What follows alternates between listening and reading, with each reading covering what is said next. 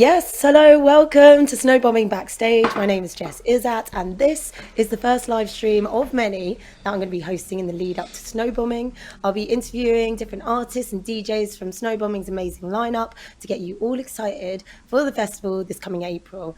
And what better way to kick things off with none other than Scotland's finest, Radio 1's Arielle Free. Hello, babe. How are you? I'm good. I feel like we need some sort of like confetti or like something to. No, I know that I was like a bit of a like, yay! Here I am. I'm just really hoping that my neighbours don't knock on my door during this. They're gonna come through and be like, "Oh my god, a live stream!" It's always classic whenever there's a live stream going on. Something will It's happen. like a sixth sense. They just know it's like bang on the door. Then yeah. How are we How are doing you? anyway? Yeah, good, good. Yeah, I'm okay. This is like maybe like 2.5 hours from my bedtime, so this is when I start like winding down for the night. But I try and be in my bed by like 8:39, but sometimes it ends up being later. But this is when like start thinking about folding my laundry and getting showered before bed and like getting all cozy. So yeah, like by 6 o'clock I'll be like, okay, bedtime. You know what? This is something that we do actually have as a topic of conversation because it literally seems like you're on the go all the time. And I think the biggest thing, obviously being on Radio 1, early breakfast, as I've Yeah. covered for you before, I know that it is a Yes. ridiculous time to wake up in the morning. And the people that you're keeping company, they're getting up and they go, oh God, it's so early. And then they think, Arielle will have had to get up a few hours before me. I mean, how do you do it? I mean, it's hosting, DJing, presenting. Yeah. It's everything, isn't it? I think like this is probably the biggest question that everyone asks me because I think people get very confused and they see me at 5 o'clock in the morning diving around the studio and raving away, and then in the afternoon or in a studio and like the afternoon or then doing something in the evening. I'm generally quite really well behaved in the week, and that I try and go to bed at a decent time. If I have like an evening event, I really will be like specific about why I'm there or if I need to go.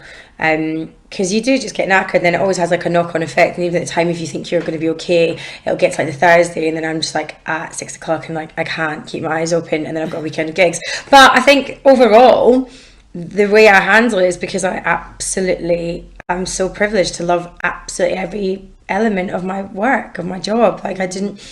And also there's like this thing of being a freelancer, and I don't know if it's been like working class as well, like you always worry about where the next paycheck is coming from. So for me, I was self-employed for 11 years before I got my contract at Radio 1.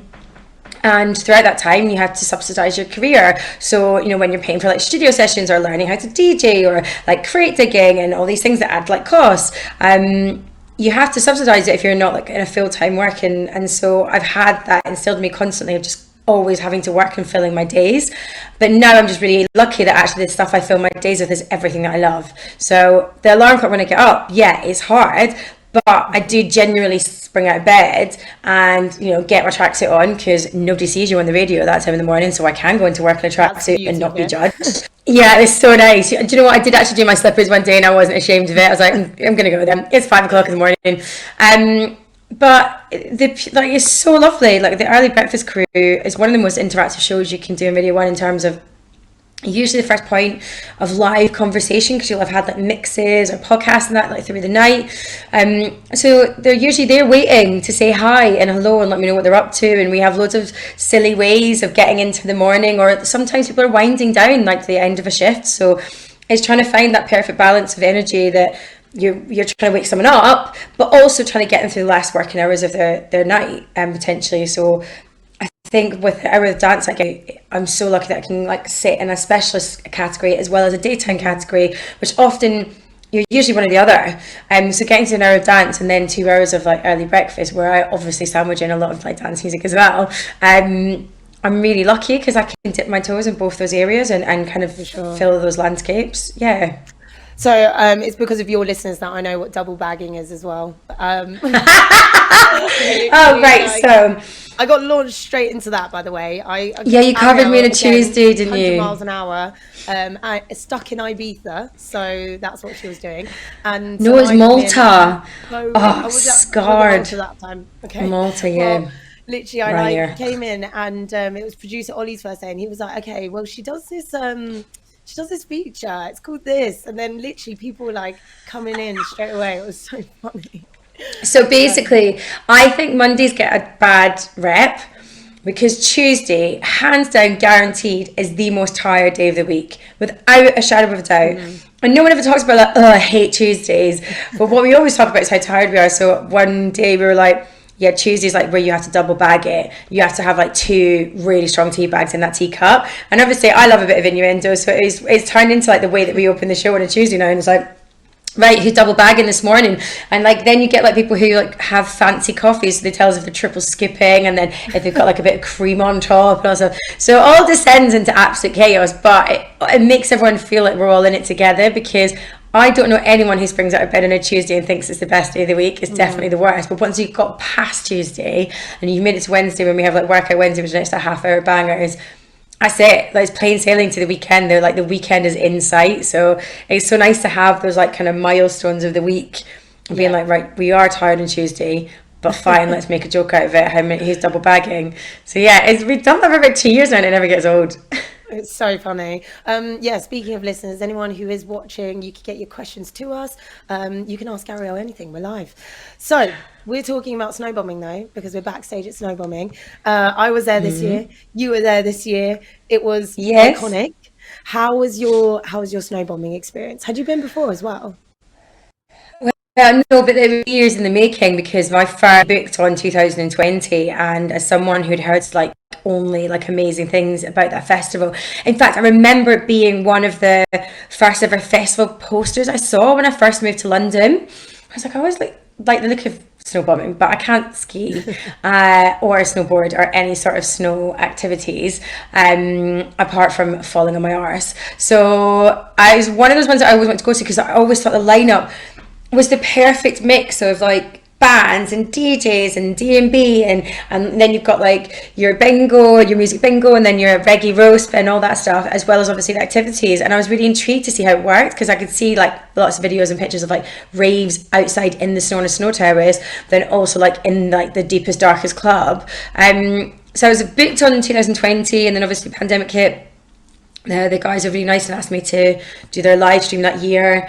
I think it was like me and Jackie and a few others, so it was quite nice. There was a lot of women on the bill, which I always love about snowbombing. They've I got always been involved as really well. It was like... my first ever live stream. I was like, what is going Was on? that 2020 or 2021? Because then they did It's the another one in DJ Mag one. 2021.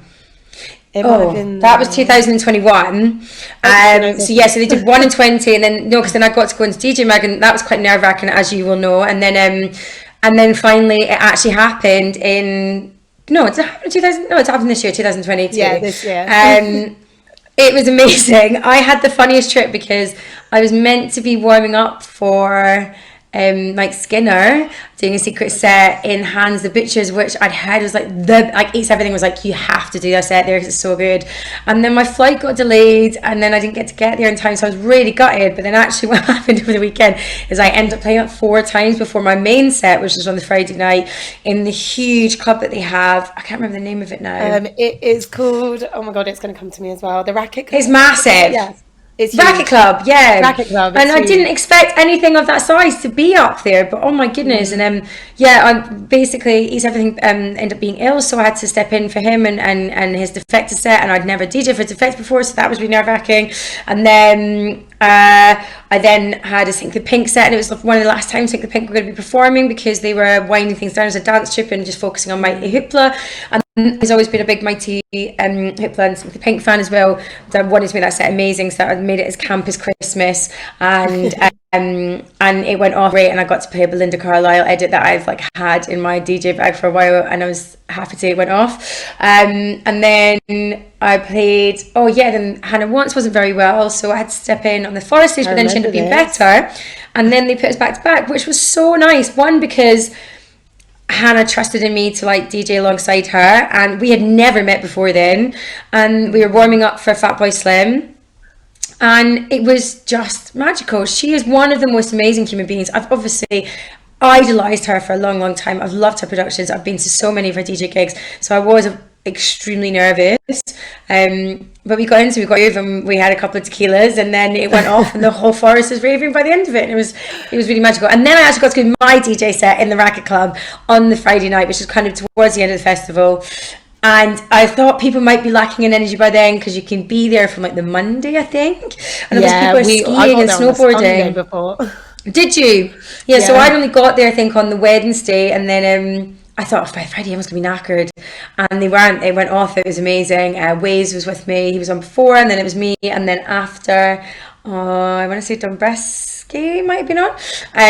But it just went off. It was great. Like, people just piled in, and it was great. I got to see Corruptive do a really funny set. Gorgon City do Maggie Rose. Love about it. It sounds like I'm selling you the festival, but I genuinely had. That was one. Yeah, it was one of those ones where, like, I definitely came back with no voice. Which is always like a good sign. Yeah, it's always a good sign of a good festival. So we actually have a game that it's just a really quick one. Instead of Shag, Marry, Avoid, we wanted to play a snowbombing version, which was sledge, spa, and rave. Okay. So with because we've got a few that you were on the lineup with. Eats wasn't there, but we've got Eats Everything, we've got Groove Armada, and Sam Divine. So would you sledge, spa, or rave with who? So I would spar with Eats Everything, because I reckon I could take him on, and I reckon he would underestimate me. But when it comes to sparring, he's very supportive elsewhere. But I'd go raving with Sam Divine, obviously, with Armada, because I feel like I would beat them, because they're like quite chilled, aren't they? Like, they like to party, but I reckon I'd probably beat them at a sledge race. I love the way you've gone for it, like, competitively. I feel like spa was meant to be going, like, you know, to the spa, like, you know, in snowbombing. I thought you meant sparring like fencing. And I was like, well, that's it, right? No, right, rewind. I know, I just want to go. I'd obviously go to the spa with Sam Divine, but I'd want to go raving with it. So we would do the spa and then go raving and then sledging together. No offense to the boys. Yeah, us guys. I can imagine Eats Everything loves the spa, though. You know, a little spa sesh after the. I don't. He never relaxes, that man. So I don't know if he could. I think he'd get bored really quickly. He'd want to start a party in like the sauna or like the swimming pool with everyone. He never keeps still, that man. There's someone was like, oh, like, do you want to go to an Austrian spa or something? And I was like, oh yeah, I'd love to. And they were like, oh, you don't get it, do you? And I think it's because they go to it naked. I don't know. Oh no, I do know this, because there was a wee spa in the hotel that I stayed in, and they were like, just so you are aware, there's like a naked policy. And I was like, okay. I mean, could you imagine sitting there and just like, I don't know. I don't think other like lady DJs or male DJs need to see my bits just before I DJ with them. Do you know what I mean? It's just there's a level there. But I mean, I get it. If you're on your own, you can do it privately. Lovely. But I didn't go to the spa. That is amazing. All right, we're going. Also, actually, I was going to ask if you could ski, but I have sseen a very hilarious video of you sort of tumbling down the mountain. I think you're wearing a leopard print. Get up. I mean, you look great. So I was the epitome of someone here and had no idea. I saw the poster for the lineup for next year's snowbombing. It's like not too far from where I live. I walked past this morning. I was like, yay! And then the panic just instantly set in. I was like, I need to learn how to ski before then. Because I had this moment. So I was with friends who were very good at skiing. They've done it for years and snowboarding. I didn't want to hold and snowboarding, and I didn't want to hold them back. So when we got to the top of like the safer mountains, like the green route they call it, one of my friends was like, just put your skis on, you'll be fine. I put my skis on, I just started going, and that was on flat ground. So for me, I was like, why guys up? And then I banged into this guy, and I was like, oh my god, I'm so sorry. And it was like, if it had been the beginning of a rom-com, it like would have been the perfect beginning to like a rom-com movie. Do you know what I mean?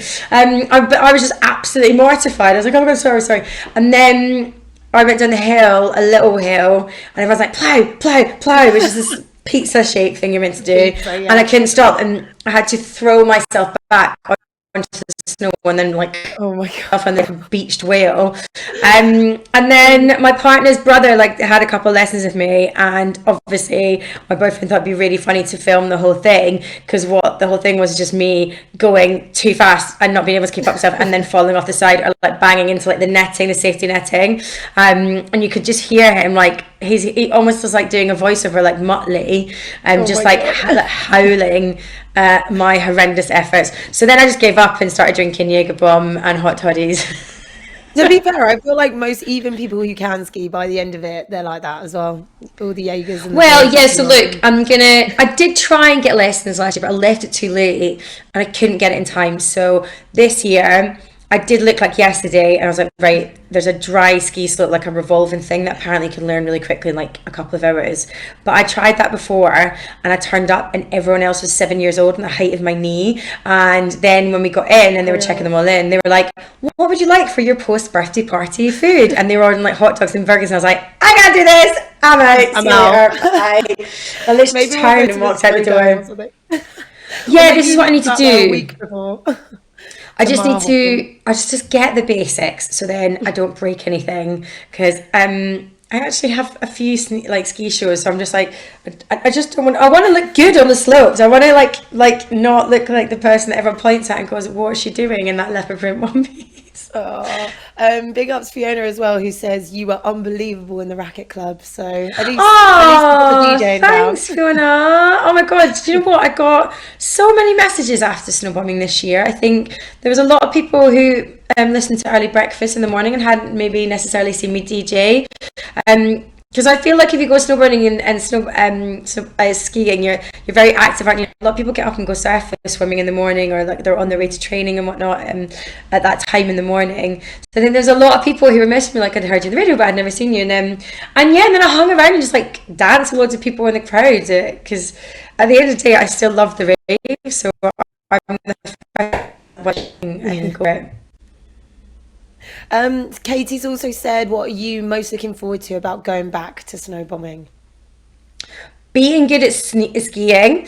I don't know where. I think I'm on the Wednesday evening this time, and this stage I'm on is a really strong lineup, so I hope that I can amongst those incredible artists. And apparently there's like, first of all, I need to go to Hans the Butcher and eat something from there, because I didn't last time. Apparently their cheese toasties are so there. good. Yeah, the chicken schnitzel or something, like rolls meant to be amazing. I'm just really looking forward to it being.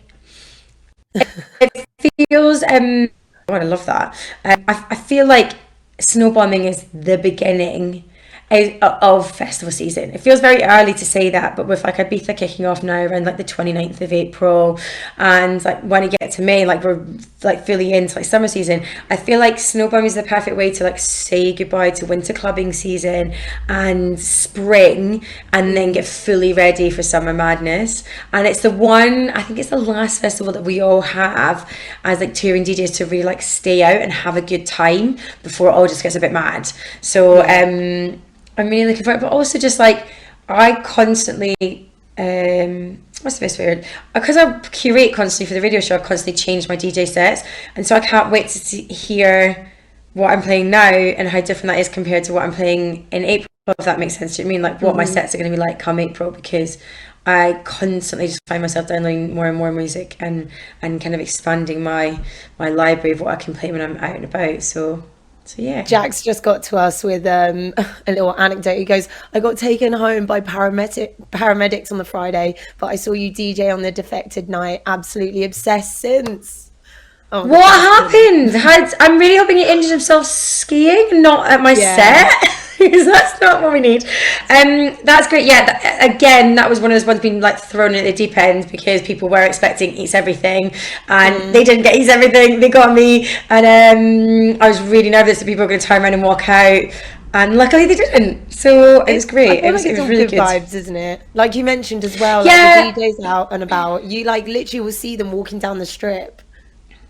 Yeah, and like Sam Devine, I remember turned up just as I was about to go on. She could see I was really nervous, and she was like, "You've got this." Like, gave me a bit of a kind of, like a pep talk. And that the Gorgon City guys were there, and Azeka, and they were all like, by my side supporting me, and my pal as well, my best pal, like Gemma. She was like, "I've got this," and she was like running around mad with my boyfriend, just like loving it. So when you've got that energy around you, you can't but help, like, kind of, I don't know, I think that feeds into your set. So a lot of like lovely people helping me out that night when my nerves made me want to vomit, basically. Oh, Siobhan's already said your set at Snowbombing was my favourite. Well, Siobhan, Ah, you can yes, come back. Siobhan! That's what Yes, we like to Siobhan. hear. Right, so Lucy, this is a good one. Lucy said, what would your dream festival lineup be? I feel like this is a big question, so I'm going to go with dream snowbombing lineup. I think it'd be the same for somewhere anywhere, but I live for the day that, no offense to boys, I could put on a festival with just a non-male lineup. So I would have Peggy Goo and Honey Dijon and the Blessed Madonna headlining.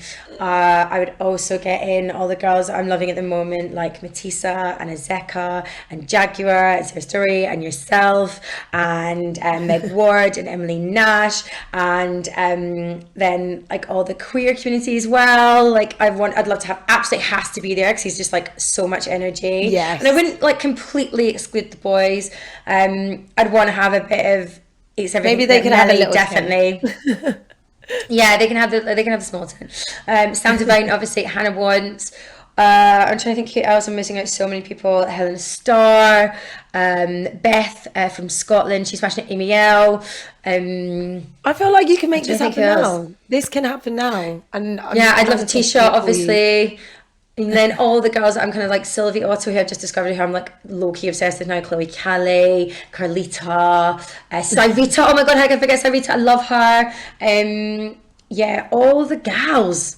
I would literally LP Joby as well. I just feel like the estrogen would be amazing. But also not just the gals, I want non-binary, I want everyone represented. And the men will be represented, but they would maybe be the minority for once on the bill. I feel like can be, because I think people don't realise that when your lineups are that diverse and wonderfully inclusive, the music and the energy is completely different.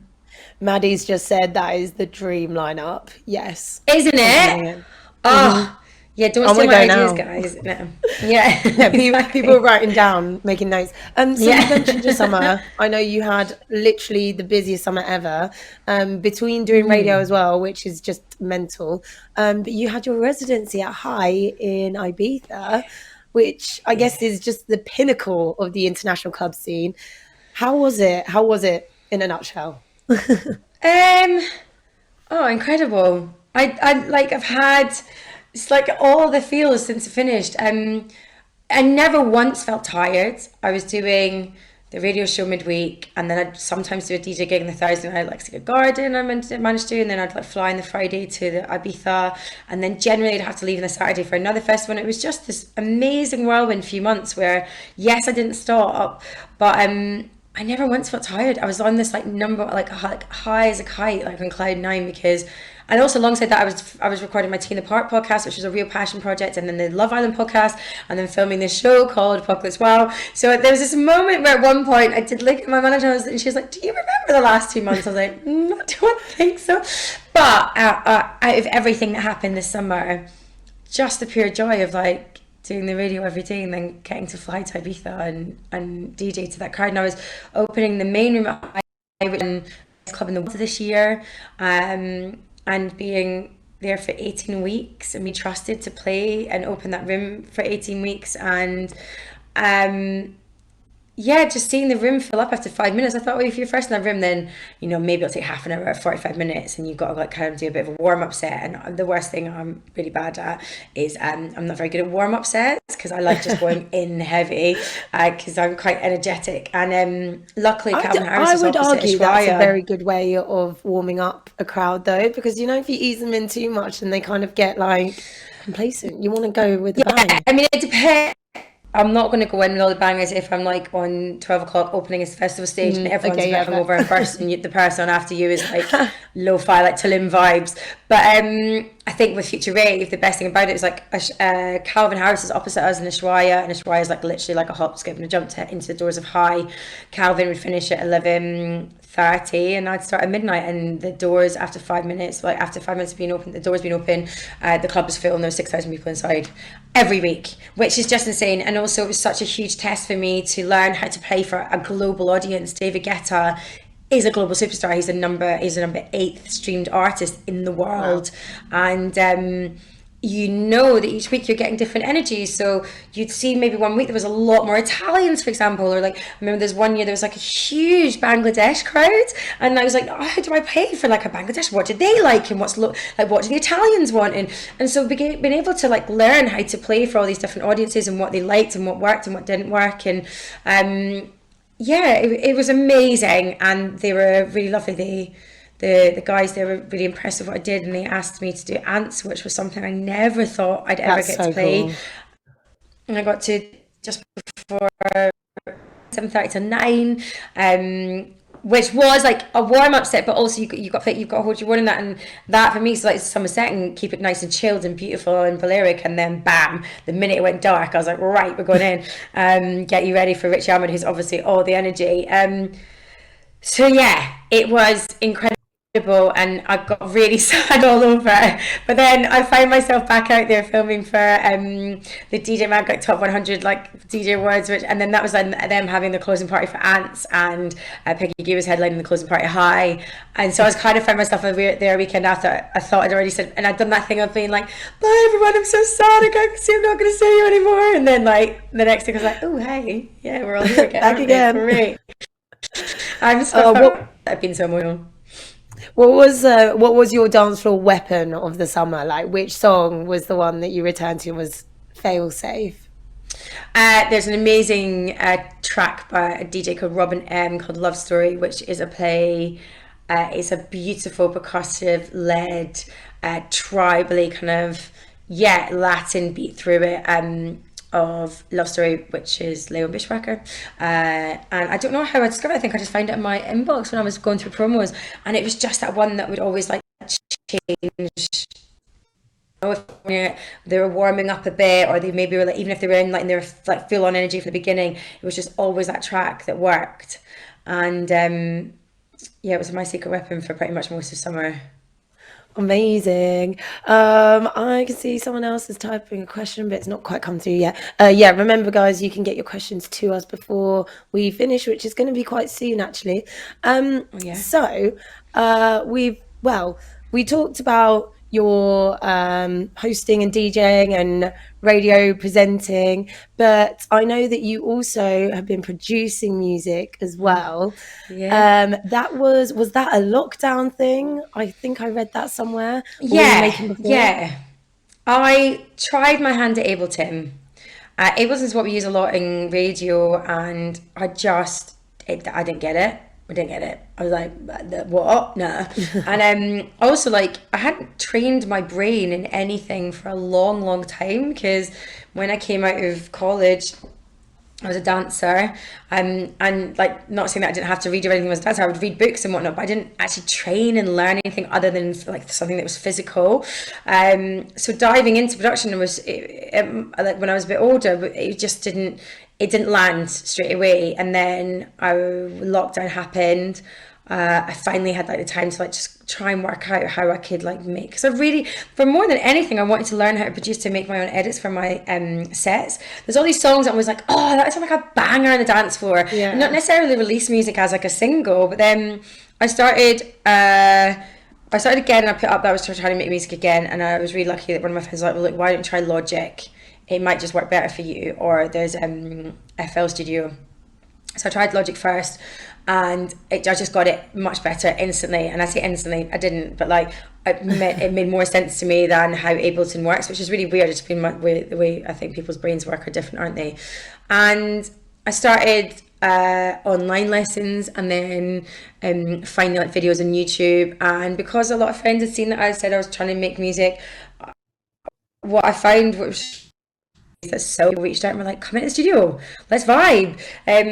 So I got to go in with the guys, obviously Mortimer, who I did my first ever track with, and that was purely me just like going in to like shadow them and find out and like absorb and learn, and because they're such incredible producers, they've been producing I think since they came out of the womb, and they really taught me everything. But more than anything, we vibed so much that we started this track and it was amazing, and the main kind of chord line and the beat, I was like kind of firing through, and then I was like, I'd really love like a really deep male vocal on it, and I'd heard Joe Killington on Disciples and Bishop's track Solid Gold, where he kept going solid gold like Barry White, and I was like, I want that. And I just sent him a message on Instagram, and he came back straight away. And then I don't know how someone affected her did, but I think like I just played it, I sent it in passing to get a bit of advice, because we didn't even have a vocal on it at that point.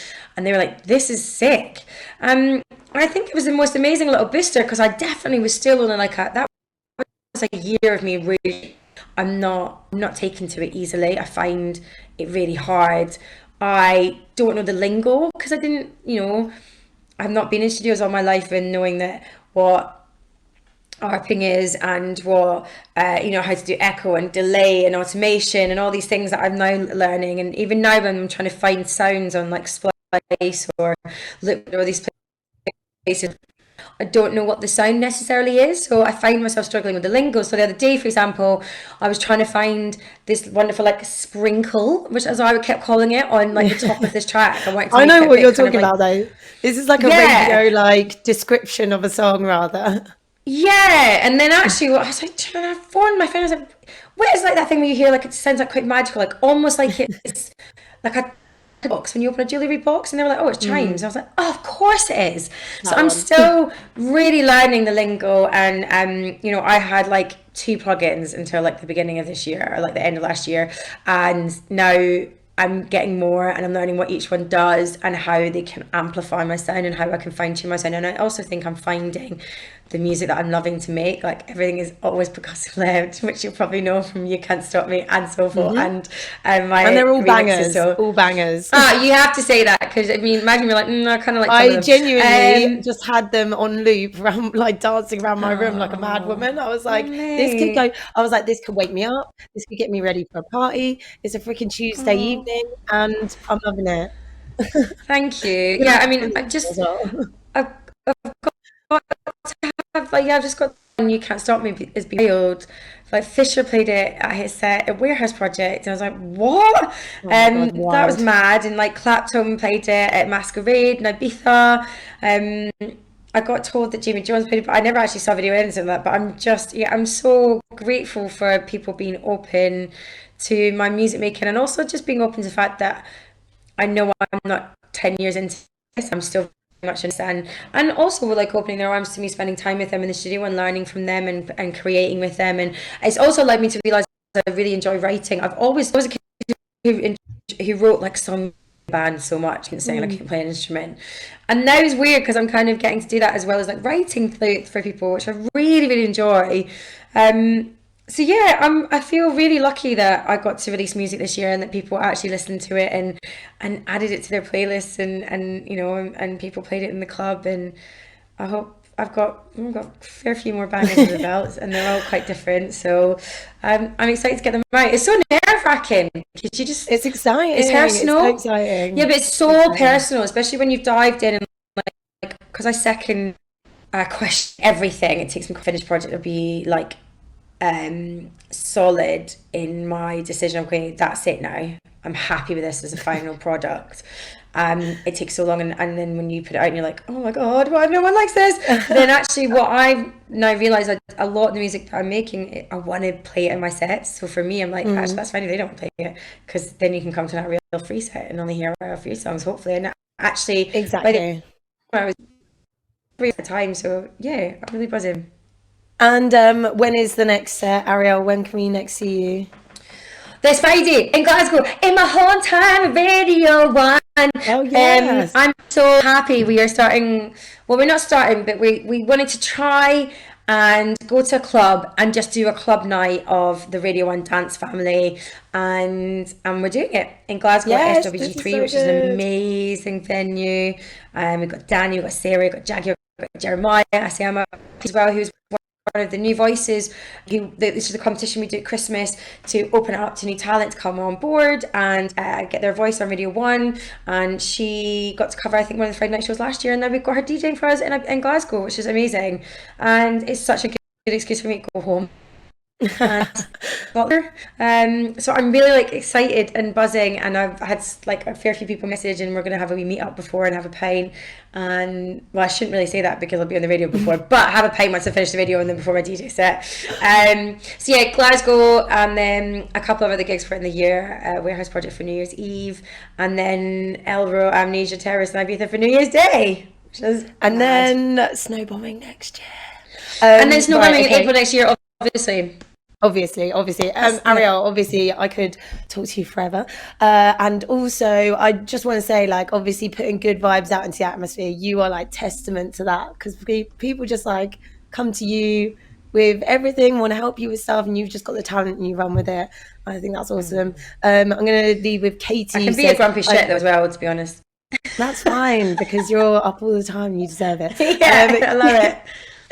Katie said I have a playlist called Arielle's Bangers. So well, there'll be more be on that playlist soon, actually, very soon, hopefully. Well, thank you everyone for tuning in, listening, Jess. sending in questions. Look out for the next Snowbombing Backstage Live, which will be coming soon. In the meantime, make sure to check out the Snowbombing website, keep up to date with all the things that are going on with snowbombing. Maybe get some skiing lessons like Arielle's going to, and book your SB23 package. Arielle, thank you so much for joining us. Yeah, I'll see you all in the Racket Club next year. Woohoo! I'm not sure I was allowed to say that, actually.